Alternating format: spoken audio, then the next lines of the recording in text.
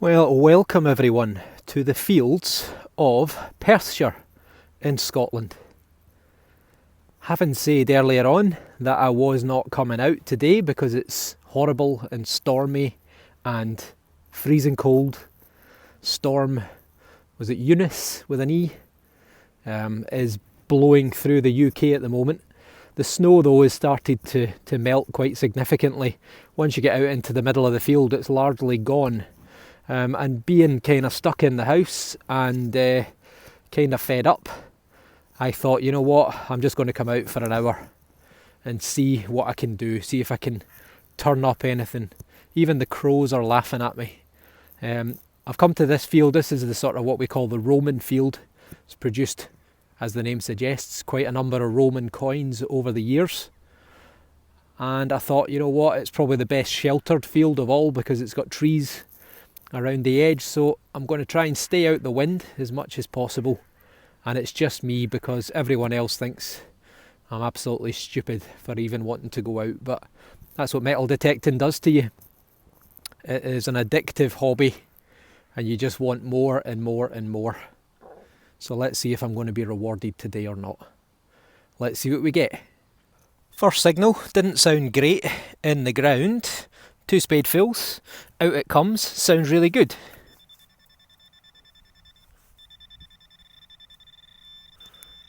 Taking me about 10 minutes to get a signal. It's playing up again, isn't it? Why does it do that? It is there.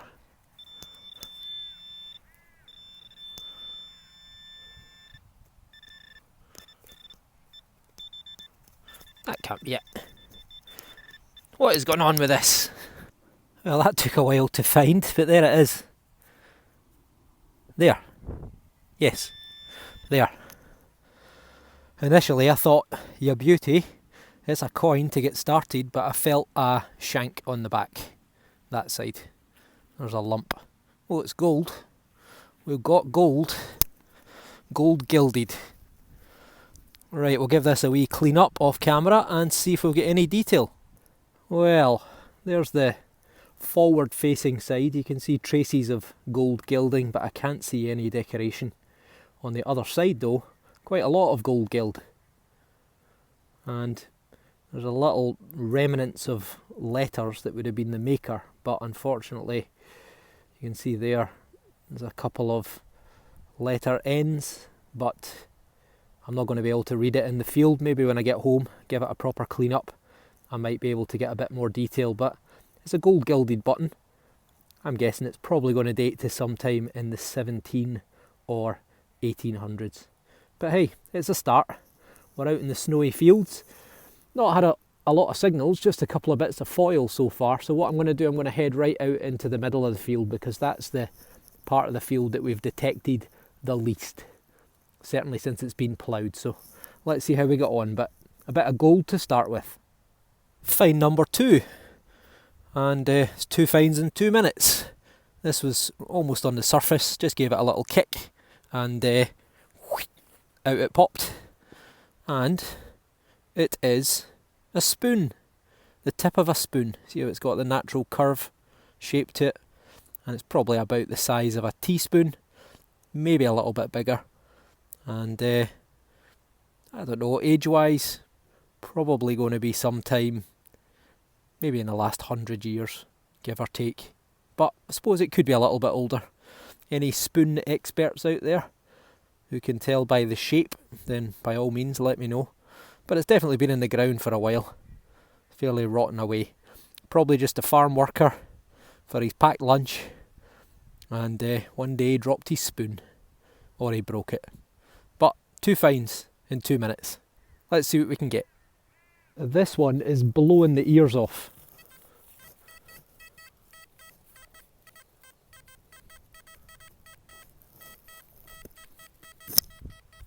I think it's too good to be true.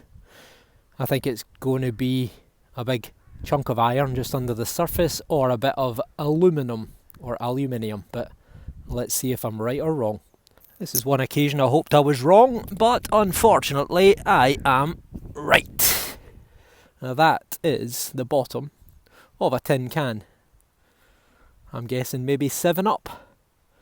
But hey ho, the joys of being a metal detectorist. You always have to trust your detector, but it's very difficult to sometimes. Sometimes you think, that sounds like a great big chunk of iron, but you just don't listen and you dig it anyway. And I reckon that's either a sort of a piece off a plough or a plough shear, or it's the tip of William Wallace's sword. I think it's the tractor bit though. My God, it is cold, but I've got another signal, and this is right about where I found my first ever Roman silver denarius. It dated to 72 AD, and it was of the Emperor Vespasian from the 1st century. So,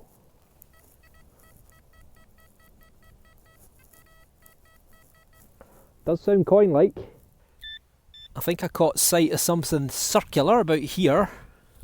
No, maybe I didn't. I wasn't even close. Maybe it was my imagination. Oh no, there is something circular. Have we got a coin? I think we have a button. We do got another gold button. Do you see the flecks of gold? There'll be a little circle in the middle maybe. There we go there. Looks like a dandy button. Let's give it a wee clean up and see. It is indeed, it is a dandy button. So these are worn by young, sort of well-heeled, well-dressed young men, particularly in their teens into their 20s and 30s, who were called the dandy boys. They wore these oversized buttons and these jackets that were quite elaborately sewn and bright colours and so on. They became known as the dandy boys, and you can just make out a nice bit of a golden decoration, very similar to a button I've had before. Well, in fact, I've had quite a few similar to this, maybe even the same jacket for all we know.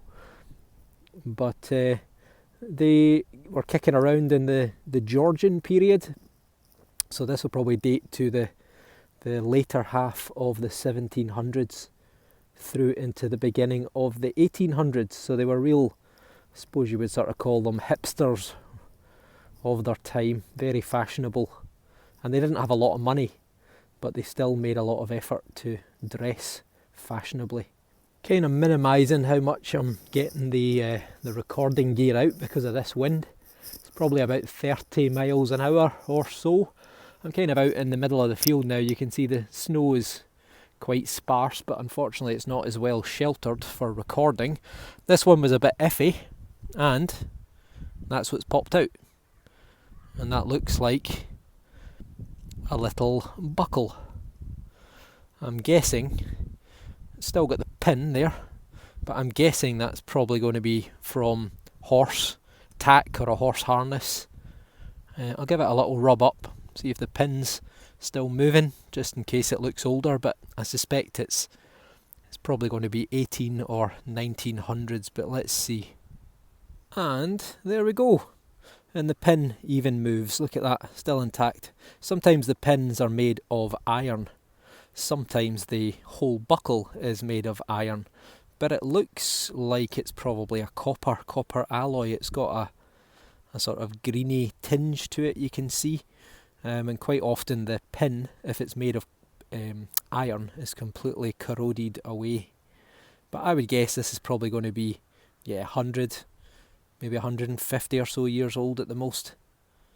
If anyone knows, then let me know. I should also add, my cousin messaged me, watched my video. He lives down in Yorkshire, and he was flabbergasted that I referred to the storm earlier that was battering the southwest, and I mentioned Cleggie, who lives, I think, in Bristol, and I said Bristolshire. Bristol apparently is not a shire. Bristol is in Avon, I'm told, which I think is Avon in Somerset. Is that right? Not very good on the south of England, I'm afraid, but we should be going back down there again in September of this year for some metal detecting. I think there's a couple of rallies on down that way, and we're hoping to get to at least one of them, so that'll give us something a bit different. Right, on to the next. This one's a bit erratic.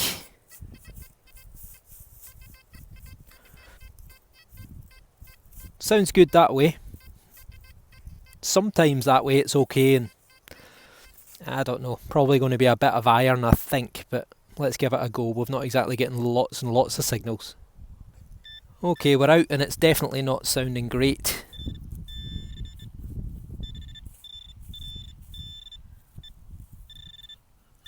Is it here somewhere? Nope, there, nope.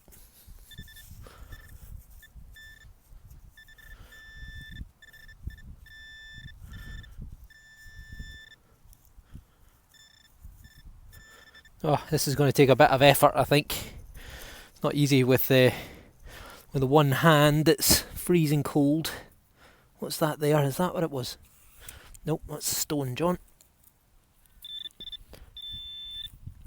Right, leave it with me. I'm going to have to check.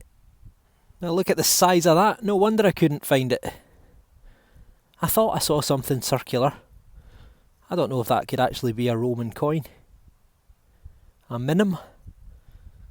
It's maybe a little bit thin, but it's certainly small enough.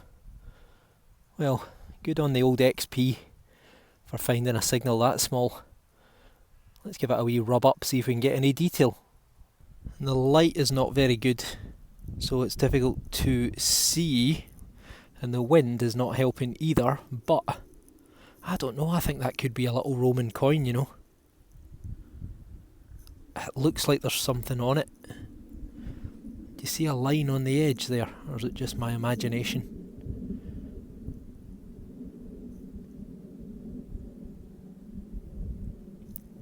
I don't know, I think it could be.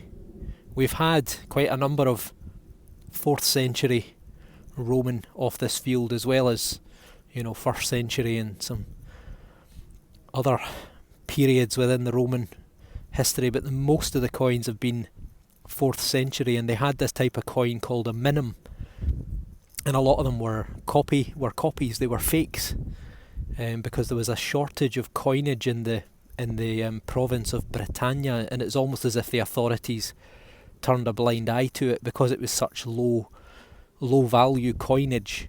They just seemed to allow people to just make them. But that does, it looks the right size, it looks the right shape, it's got the right colour. It's maybe a little bit thin, but sometimes you get chunky ones, sometimes you get thin ones, so that could well be a Roman coin, which would be great, because that would be the first for me in a while. And for the old XP to turn that up, such a small coin, I'm sure there's decoration on that, but maybe it's just my imagination. Right, I'll have a look at that when I get home, but let me know in the comments what you think. I've had 10 minutes of what we call in Scotland hee-haw, which means nothing at all. And then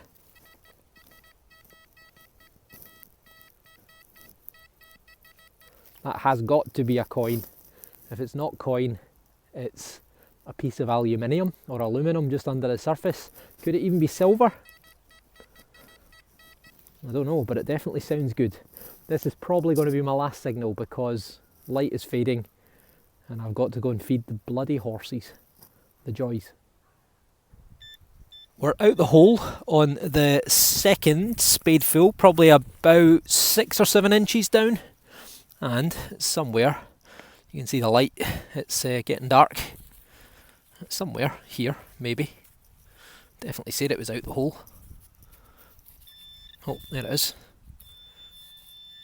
It's a coin or a button. Oh, where is it? There you go. That is a coin. Is it a coin? That is a coin. I can see the line at the bottom where the date is. That is a coin, and I can see a head. It looks like our good friend George V, which probably means it's going to be sometime between, 1910 and 1935 or thereabouts. Let's give it a clean up and see. It looks like it's got a lovely green patina, so let's see what it looks like. Well, the jury's still out on whether or not that other coin is Roman or not. But if it's not, then at least I have found a coin. Georgios V, by the grace of God. Oh, focus, because the light's fading. King of the Britons, defender of the faith, Emperor of India. It's in pretty good nick. Nice green colour on the back. 1 penny. And we have got, what date have we got? We've got 1936. So whatever I said about him ruling until 1935, ignore that. He obviously was still alive in 1936. So George V, he was grandson to Queen Victoria. His father was Edward VII, Teddy or Eddie. And his grandmother, as I mentioned, was Queen Victoria. He changed the royal family's name from Saxe-Gotha-Coburg to Windsor, the House of Windsor, I think in 1917, and that was in response to anti-German sentiment in the United Kingdom because we were at war with George V's cousin, Wilhelm, Kaiser Wilhelm, who was in Germany, obviously, World War I. So there you go.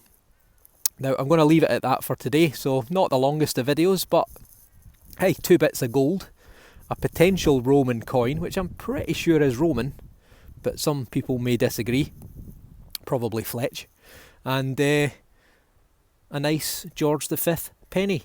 So 2 bits of gold, a George V, and potentially a 16 to 1700 year old Roman coin. So that's great. So thanks for watching. It's good to be back out on the fields. Thank you all for the new follows, the new subscriptions, the new likes, and also all for the comments and the best wishes. So if you like what you see, if you haven't already, then subscribe and hopefully get some notifications turned on and you'll see more videos up. If I can, I'm going to try and get back out tomorrow. So with a bit of luck, I'll have another video up for you over the course of the weekend. See you all soon. Take care.